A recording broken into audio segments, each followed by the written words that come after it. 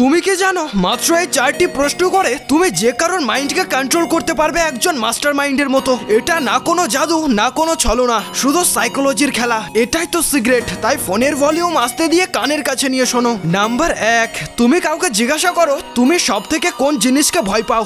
এই প্রশ্নের উত্তরে তুমি সামনের জনের দুর্বলতা জানতে পারবে, না চেঁচিয়ে একজন মাস্টার মাইন্ডের মতো। নাম্বার 2, যদি তুমি তোমার জীবনের থেকে একটা জিনিসকে বাদ দিতে চাও কিংবা চেঞ্জ করতে চাও, তাহলে তুমি কোন জিনিসটাকে চেঞ্জ করতে চাইবে। এর উত্তরে সামনের জনের শত্রুকে কিংবা তার বিরক্তির কারণ এবং দুঃখের কারণকে জানতে পারবে।